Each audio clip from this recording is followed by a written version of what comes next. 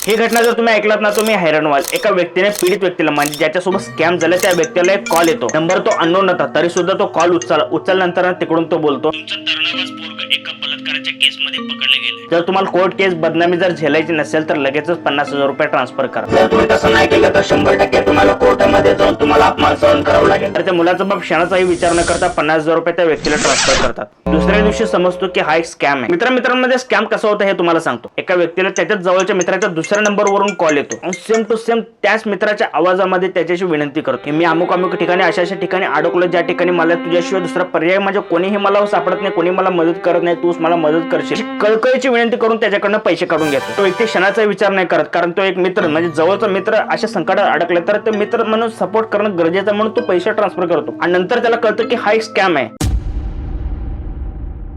नमस्कार मित्रांनो, तंत्रज्ञान यायच्या अगोदरचा जो काळ होता ना तेव्हा पूर्ण जग विश्वासाने चालत होतं। पण असं काय झालंय जेव्हा तंत्रज्ञान इकडे झपाट्याने वाढायला चाललंय आणि तंत्रज्ञानचे जे दिग्गज लोक आहेत ते अशा पद्धतीने आपल्याला सल्ले देत आहेत। या नव्या जगात तुम्ही प्रत्येक व्यक्ती प्रत्येक गोष्टीवर विश्वास ठेवू शकत नाही। तुम्हाला प्रत्येक व्यक्तीवर प्रत्येक गोष्टीवर संशय घेणारा बनावं लागेल। म्हणजे सगळ्याच गोष्टी आणि सगळ्याच लोकांवर विश्वास ठेवायचा नाही। खरं तर आपल्याला विचारच बदलावा लागेल। आता आपलं 80% जग ऑनलाईन झाले। तुम्ही माझा व्हिडिओ युट्यूब ते बघताय, तुम्ही मित्रांना फेसबुक वरती व्हॉट्सअप वरती चॅटिंग करताय बोलताय, म्हणजे ऑलमोस्ट प्रत्यक्षात जाऊन भेटणे हा ऑलमोस्ट कमी झालाय। याचा अर्थ आहे की आपण व्हर्च्युअल जगात जगतोय आणि व्हर्च्युअल जगामध्ये विश्वास अजिबात कोणावरही ठेवायचा नाही। ज्याला गरज असेल तो येऊन प्रत्यक्षात तुम्हाला भेटून मदत मागे। याच्या मदतीने किंवा डीप फेकच्या मदतीने असे स्कॅम भरपूर व्हायला लागलेत। पण असे स्कॅम तुमच्या सोबत होऊ नये यासाठी काय करायला पाहिजे तुम्हाला पुढे सांगणारच आहे। त्याच्या अगोदर हे समजा की समजा जो तुमच्या सोबत एकानं म्हणजे एआयच्या मदतीने मित्राचा आवाजावर जवळचा व्यक्ती म्हणून कळकळची विनंती करून तुमच्याकडून पैसे काढून घेतले आणि तुम्हाला समजलं की तो स्कॅम आहे, त्याच्यानंतर तुम्ही काय करणार? तुम्हाला हे गोष्ट कदाचित माहिती नाहीये तरी सुद्धा मी तुम्हाला सांगतो की एआयच्या मदतीने जेव्हा पण कोणी तुम्हाला किंवा दुसऱ्यांना कोणी स्कॅम करतात ना तर त्याच्या पाठीमागे जे पुरावे असतात ना ऑलमोस्ट नाच्या बरोबरीला असतात। असे फ्रॉड केसेस घेऊन तुम्ही बँकेला किंवा पोलीस स्टेशनला गेलात ना तर तुमचे पैसे येणं लांबची गोष्ट आहे। उलट तुम्हाला हे सल्ले देतात तुम्ही कोणतेही अनोळखी नंबर किंवा अनोळखी व्यक्तीचा फोन रिसीव्ह करू नका। अशा वेळेस तुम्ही काय करणार? थांबा, जर तुम्ही रेग्युलर इंस्टाग्राम वापरत असाल ना तर तुम्ही अशा प्रकारचं मेम सध्या व्हायरल होतं, हे पहिल्यांदा गाणं ऐका।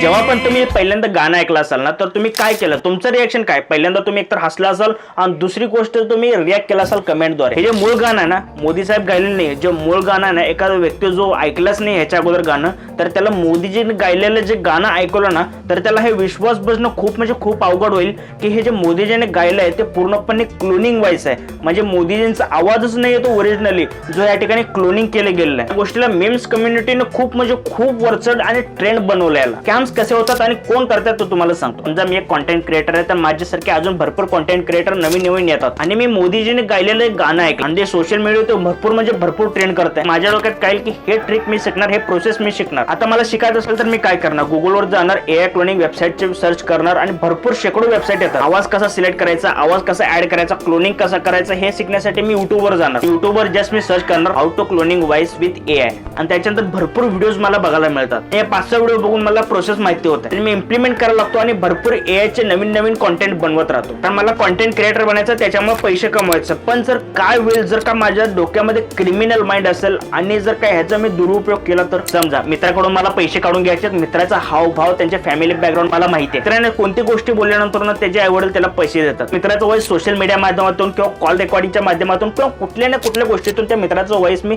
भले मला माझ्याकडे 5 सेकंदाचं का असेल तर ते व्हॉइस मी घेणार। तर तुम्ही म्हणत असाल की मी सोशल मीडियावरती जर फक्त फोटोज टाकतो, व्हिडिओ तर अजिबात टाकत नाही, माझं व्हॉइस कसं जाणार? कॉल रेकॉर्डिंग नावाची गोष्ट तुम्ही ऐकले, त्याच्या मदतीने तुमचा व्हॉइस तिथं सेव्ह होतो। तर मुद्द्यावर येऊया, त्यांच्या आई वडिलांना कशा पद्धतीने पिच करायचं हे डायलॉग पूर्णपणे मी बोलणार आणि क्लोनिंग मित्राच्या व्हॉइसने करणार। म्हणजे माझं जे काही डायलॉग आहे ते ॲज इट इज मित्राच्या व्हॉइस मध्ये क्रिएट झाला। त्यांच्या आई वडिलांना मी कॉल करणार आणि हा जो रेकॉर्डिंग केलेला एडिट केलेला व्हॉइस आहे मी त्यांना ऐकवणार। त्याच्या मदतीने काय होईल, त्यांच्या आई वडील मला दुसऱ्या अकाउंटवरती पैसे पाठवतील, मी जे ऑलरेडी क्रिएट केलेले आपले फेक अकाउंट मध्ये. इथून सुरू होतो ओरिजिनल खेळ. त्या ठिकाणी मी जर का नोकरी करत असेल तर महिन्याला मला 10-15,000, 20,000, 30,000, जास्तीत जास्त 15,000, 50,000 मिळाले असते. एकाच स्कॅम मध्ये 50,000 रुपये मी आरामात काढू शकतो. क्रिमिनल माइंडचे विचार आहे, तुम्ही वाईट समजून घेऊ नका, हे माझ्या डोक्यात चाललेलं नाहीये. जे असे स्कॅम करून जे अरेस्ट झालेत ना, त्यांचे इंटरव्ह्यूज मी पहिल्यांच्या डोक्यात चाललेलं आहे ना, ते मी तुम्हाला सांगितलं. जी गोष्ट काल सत्य होती ती गोष्ट आज पण सत्य आहे. जे आज सत्य ते भविष्यात पण सत्य राहणार.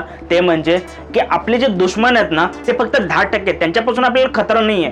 खतरा आहे ते आपल्याच लोकांपासून, जे 90% खतरा आहे. तेच पण तेच सांगताय, वर्तमान पण तेच सांगताय, भविष्य पण तेच सांगणार. मग तुम्ही अवेअरनेस व्हा आणि जे आपले लोक धोका करण्याचा प्रयत्न करतात ना, ते फाइंड आउट करण्याचा प्रयत्न करा. फ्रॉड करणारा व्यक्ती ओळखीचं का असेल ना, अनोळखी का असेल ना, हे जर ट्रिक तुम्ही इम्प्लिमेंट केलं ना, तर तुमच्यासोबत हे फ्रॉड होऊ शकत नाही. असे फ्रॉड कॉल्स आहेत ना, ते जास्त करून व्हॉट्सअपवरती येतात. जेव्हा पण तुम्हाला व्हॉट्सअप कॉल येतो तेव्हा तुम्ही तो रिसीव्ह करा आणि त्याला सांगा साधा कॉल करा. व्हॉट्सअप कॉल यासाठी प्रेफर करतात कारण त्याच्यामध्ये रेकॉर्डिंग होत नाही. साध्या कॉलिंग मध्ये ऑलमोस्ट 90% मोबाईलमध्ये रेकॉर्डिंग होत आहे. दुसरा, समजा त्याने साधा जरी कॉल केला आणि मित्राच्या आवाजामध्ये जरी बोलला आणि तुम्ही कन्फ्युज झाला, विश्वास ठेवू की नको, पण त्यावेळेस तो विषय डायव्हर्ट करा आणि त्याला 2-3 प्रश्न विचारा जे तुमच्या जुन्या आठवणीतील असेल. तिसरा आणि सर्वात महत्त्वाचा, शक्यतो फ्रॉड्स कॉल करणार हे दुसऱ्या नंबरवरून कॉल करतात. जेव्हा पण दुसऱ्या नंबरवरून तुम्हाला कॉल येतो तेव्हा तो लगेच कॉल उचलल्यानंतर सिच्युएशन तुम्हाला एक्सप्लेन करणार आणि लगेच दुसऱ्या मोबाईलवर किंवा सेम मोबाईलवरून जो मित्राचा ओरिजिनल नंबर आहे त्या नंबरवर डायल करा. आणि जर का तो मित्राचा नंबर डायल म्हणजे होत नसेल, स्विच ऑफ लागत असेल, त्याच्या फॅमिलीला कॉल करण्याचा प्रयत्न करा. नेमकं विचारपूस करा की नेमकं मित्र खरंच ॲक्सिडेंटमध्ये कुठं तर एमर्जन्सीमध्ये आहे, जसा तो फोनवरती सांगतोय, का नेमकं क्लोनिंग व्हायचं म्हणजे फ्रॉड आहे. तुमच्या इमोशनलला तुम्ही कंट्रोल करा. आणि लास्ट आणि माझं पर्सनल टिप्स आहे की जर का तुमच्या मित्राला खरंच पैसे द्यायचे असेल ना, तर त्याला प्रत्यक्षात बोलवा आणि कोणत्याही युपीआयच्या ऍपच्या माध्यमातून त्याला पैसे पाठवा. या सिच्युएशन मध्ये 2 गोष्टी घडतात. एक, तुमचा बॉन्डिंग वाढतो. दुसरी गोष्ट म्हणजे तुम्ही पैसे दिले याचा पुरावा तुमच्याकडे असतो. हा व्हिडिओ जर तुम्हाला आवडला असेल तर हे सुद्धा तुम्हाला व्हिडिओ आवडेल, ज्या ठिकाणी मी तुम्हाला अब्दुल करीम तेलगीचा पूर्ण स्टोरी या ठिकाणी एक्सप्लेन केलं. आणि ऍप्लिकेशनवरती स्कॅम 2003 नावाने वेब सिरीज आहे. अब्दुल करीम तेलगीने छगन भुजबळ आणि शरद पवारचं नाव का घेतलं, एवढं मोठं स्कॅमच्या पाठीमागचं कारण काय, किंवा काय केलं, कसं केलं, हे जाणून घ्यायचं असेल तर हा व्हिडिओ नक्की बघा. Thank you so much.